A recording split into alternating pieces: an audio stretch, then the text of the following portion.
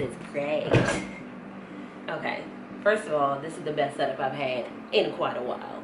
So let's just give a round of applause for that.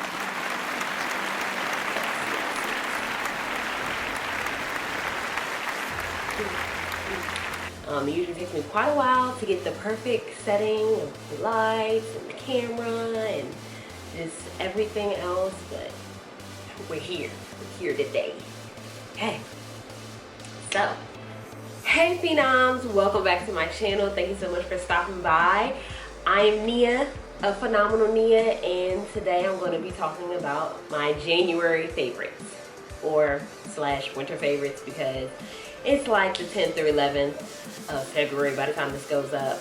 But yeah, I've been meaning to post this and I really want to get it out because these are literally some of my favorite items for the month of January / the winter month so far. So let's just jump right into it. The first things I'm going to go over as some of my favorite items are, we're going to touch base on my makeup faves for the month, and it's only a few of those, so let's get started. My first monthly fave is, for makeup wise, is this mattifying balm. It's the Ulta Mattifying Balm in Oil Control. I like this a lot. It has some makeup in it, but I showed this on one of my previous videos when I was reviewing the Ulta primer kit. This was in it, and I didn't think it was like, you know, I don't even think I tried it then. But one day I was oily right when I was about to tape, or when I was about to go out somewhere and I had my makeup on all day, and I used this to try to calm the shine that was going on, because I'm I have oily skin in my T-zone and sometimes around my cheek and hair area, like hairline area. So I use this basically, like I put the sponge in, and then I'm just like, I'm not oily, I don't think now, but you just pat it on all the oily spots and it literally works amazing. Like the Ulta Mattifying Balm Oil Control, love it. And it comes with a little sponge too. I got this in a kit, the primer kit, so I don't know if it will come with a sponge when you buy it like on its own, but it's perfect if you get oily and you have to wear your makeup for like extended, let's say you go to your 9 to 5 and you realize by lunchtime you're getting slightly oily or shiny. This would be perfect because you pat it, and then the rest of the day I'm sure you'll be like good to go. You'll be matte again. I don't know what it does. It soaks up the oil or the shine or something, but love this so much. My next favorite is, I love the Clinique Beyond Perfecting foundation for the summertime, because I don't have like serious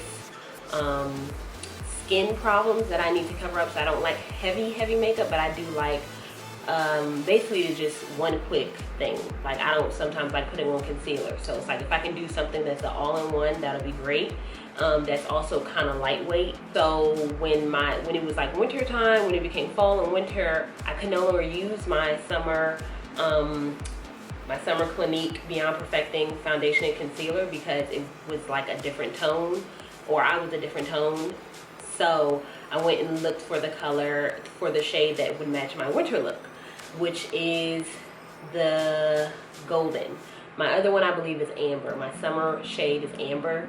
Golden is my winter shade. I could still kind of use amber in the fall, but definitely by winter, like now, I'm like a different tone than I was in summertime. Even being in California, like it's rainy, it's cloudy more. I haven't gone to the beach yet, so I got this, love it. Still one of my faves, still use this as my everyday foundation.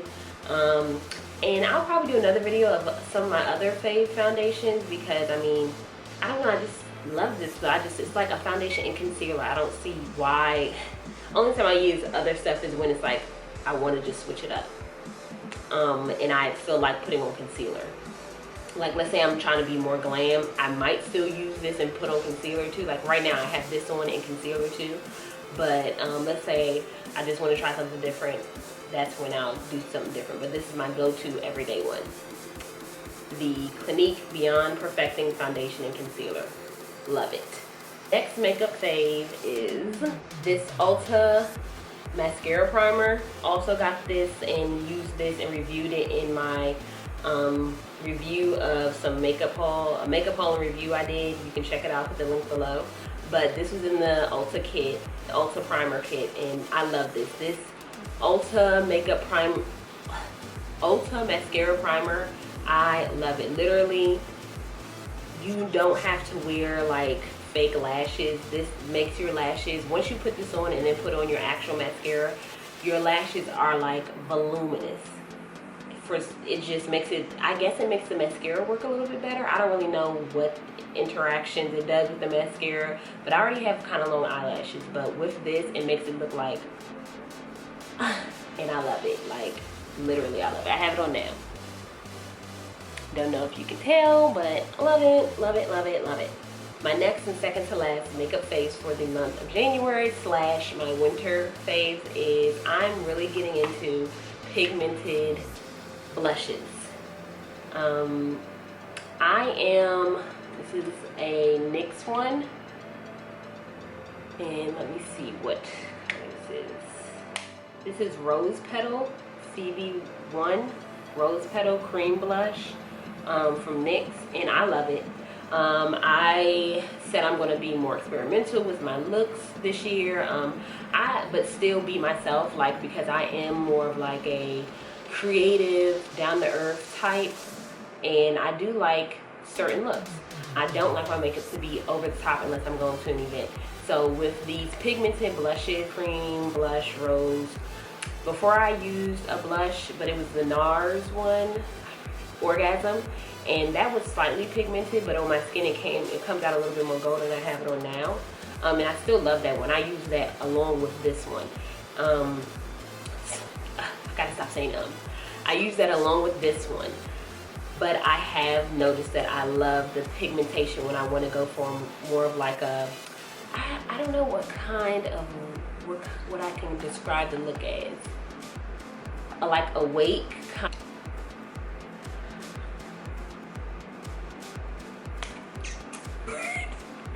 But like more of like a rosy cheek, not even rosy cheek, a flush look. I don't know how to describe it. Very alive. When you're feeling very alive, you have like a flush look to you, and it gives you that flush look, and I love it. It makes, and then especially with like a nice subtle lip, like an everyday look. This is great for an everyday look because you don't have to do much, and it'll still make you look very like alive and in the moment, and just, it gives you life. It gives you life. And I mean, you can't do a lot. For me, I can't do a lot because of my pigmentation, but that's what I love about it. I can do a light amount on, and it gives me like a pink dewy flush look. I actually used this in my last video, chit chat, grown women get ready with me type. So definitely check that out, and you'll see how that looks. I love it, love it, love it. And my very last makeup fave for the month and for the winter season thus far is mauve and nude lipsticks. Like I was going to say, with the blush, you put on a nice nude or mauve or even slight pigmented pink lipstick, and it just once again gives you that very youthful look. That's the word I'm looking for. Very youthful look. It just gives you a great look. This is one of the nude looks that I use. My go-to MAC nude, which is Lustry, I guess. Oh no, Hug Me, I'm sorry. Hug Me. Hug Me is one of my nudes that I go to. The lip that I have on now is good with the pink or a blush, a nice pink blush, and this lip is, oh my god, I forget the name of this. I forget the name of this. How could it not be on here? Oh, Stepping Out. Stepping Out. I love this. This is the lip I actually have on now. This looks great with a nice pink blush or whatever, with a nice pigmented or slightly darker liner. This is the liner I have on with this now. Literally, those things are my favorite makeup looks for January / the winter months, and I'm really looking forward to see what I'm going to be doing in spring, because I'm ready to try some things out. Next January favorites is going to be based on hair. And as you can see right now, I'm rocking my a natural twist out, and I am loving wearing my natural hair this month. And for the winter season, usually I really push wearing my hair more natural for the summer months, but this winter, when January came around, I think the first week of January my hair was still flat ironed from when I previously flat ironed it the last week of December. After it was time to wash it, like after the end of the week, I'm like, I washed it. I was like, you know what? I'm just gonna put in some braids, you know, and I loved it. I was able to dress it up, dress my braids up, dress them down, and I didn't. Sometimes I feel like I come off looking like a little kid, and sometimes I do when I don't have on makeup, but I'm okay with that. Also, my twist out, I love it. I'm really getting into using more natural hair care products to bring out my natural curls so that I don't have to flat iron it so much. I try not to use that many heat products on my hair, and I'm just loving wearing my natural hair right now.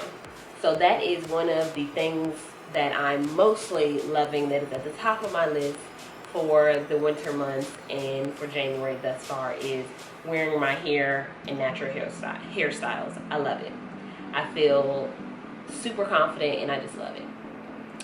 I'm going to be doing a video about some of my 2017 hair goals, and so people to look out for that video, because I'm really looking forward to taking you guys on my hair journey, because I'm going to try to really do something different. I really want to incorporate a different look to my channel, not your typical natural hairstyle channel, not your typical beauty channel, more of like a full circle lifestyle channel. So definitely keep a lookout for that video talking about my 2017 hair goals. Now onto my entertainment phase for the month. Okay, so I was a little not really into Netflix for basically the whole fall time of 2016. I just felt like there's nothing on here I want to see. Like, my husband had the account, so like every so often we would watch something. The Get Down was the last thing that had me like mesmerized. I was like, oh my god, I cannot wait into the next season. I love that show, The Get Down. It was amazing. We have been able to find some great shows on Netflix so far. I think I've binge watched so many shows. Oh my gosh. So let's get right into it. Oh, the shows that I've always liked historical topic type shows, loosely based biographies or just like dramas. And there was one that we found called Medici, I believe it was. Loved it. They talk about the Medicis and the 48 Laws of Power book, which I've done a blog post on. And this show, which I believe they don't know when the next season 2 is coming out, but season 1 was amazing. I mean, it showed all dynamics. It didn't just show the males in the story. It showed how the females have to take charge and get things done. And you know, I'm a hardcore feminist, and when I saw that part, I was like, yes. And that didn't even come into like the middle part of season 1. Even before that, it was just great how they were showing the power struggle and push and pull dynamics of, you know, basically how people become great people, and how this family became great. You gotta check it out if you haven't seen it. Medici is on Netflix. I believe it's called Medici, or The Life of Medici, or something like that. The other show that is actually Netflix said I might be interested in because I watched Medici was Marco Polo. Now, it had 2 seasons and now it's canceled, but those 2 seasons, literally binge watched them by myself. Me and my husband started watching it together. He fell asleep, and I just like, once I start watching something, I can't stop. So I continued watching it, and I then watched it again the next couple days when he was able to watch it. He wasn't working. Still could watch it again, because you see something different every time you watch the show. every episode you see, you find out something different that you might have missed when you watched that same episode before. It's just like the Medicis. It's based in Asia, China, I believe. Same power struggle, how people get things. Love it. Shows the dynamics of politics, male and female. Love this show. It got kind of weird at the end of season 2, so I'm guessing that's why it was canceled. I don't know, but I would have continued watching it had it not been canceled. But it did get kind of weird at the end of season 2, so be prepared for that if you do plan on watching it. So yeah, I love that. Also, I'm loving watching my guilty pleasures, you know, reality TV. Okay, sorry about that. That was the hubby. But yeah, you know what it is, guys. The guilty pleasure that is called reality TV. Yes, I have been loving Real Housewives of Atlanta. I'm over Kenya. I wish she would just be off the show. She's an antagonist, and I'm sure that's what they love, but I feel like she's an antagonist to the point where it's like she pushes people too far. It's not even entertaining. It's more like annoying. And her and Matt, I just don't. Also loving Real Housewives of Beverly Hills. Kyle, I forget her name. Kyle from Real Housewives of Beverly Hills tweeted me, because I had tweeted her saying that she looked like beautiful and she looked like she was 19, which she did. There was a scene where she looked like she was 19. I was like, yes, like she looks 19. And she was like, thank you. And I was like, oh my God, I just died. If you're not following me on Twitter, check me out, PhenomenalNia on Twitter. Love the Real Housewives of Beverly Hills. I don't like the girl Eden. I don't like Dorit. Well, I mean, Dorit is coming around. The first couple episodes, I felt like she was trying too hard and therefore getting on my nerves along with everybody else's. Elaine is getting on my nerves. Elaine and Lisa Rinna are getting on my nerves. I feel like they don't have a real storyline, so they just keep harping on stuff that is annoying. But long story short, what other shows am I watching on TV? Star, I love the show Star. The show, or the, what is it, mini-series that came on about New Edition, yes. Like, yes. Me and my husband say we would have to possibly say that it was better than Temptations, the Jackson 5 story. It was better than those. Like, honestly, I can honestly say that. I loved every part 1, part 2, part 3. Loved it. I would buy it on DVD. The guys that played them, not the kids. They did it. All the actors did a great job. The guys that played them when they were like, grown, up from teenagers to grown, they need to make their own group, okay? Because they're amazing. Heartthrobs, yes, we need it. And I think beyond that, I said Star. Oh, Timeless. I love the show Timeless. I love anything historical, as I said before. And This Is Us. This Is Us is like, I didn't think I was going to like it because I was like, oh, this is going to be one of those, like, tug at your heart shows. It does tug at your heart, but oh my gosh, I love it. It is so, like, endearing and sweet, and I just love it. I love it. Even talking about it makes me want to go watch the episode and be like, oh my God. But yes, love that too. Another guilty pleasure that's reality TV is Teen Mom 2. I'm not obsessed with it, but I will watch it. Like, I think I possibly will watch it once these kids are in 6th grade. I mean, what are they in 3rd grade now, right? 2nd, 3rd grade. I mean, it is getting kind of like, my husband's like, they shouldn't even call it Teen Mom anymore. They should just call it Mom.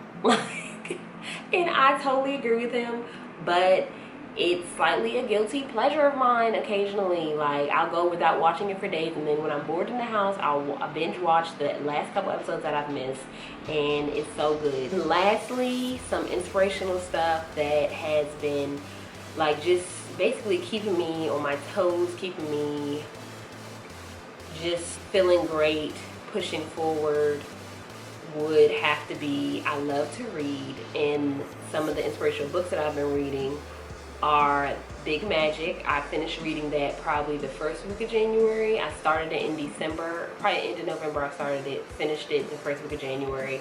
The book Big Magic, loved it. It was just very inspirational. Just to be a creative and to hear that you're not the only creative person that struggles with like coming up with ideas or continuing to push yourself when you don't see immediate success. You should definitely read it if you haven't read it. It's amazing. It'll just give you the wind to keep going, to just keep pushing you.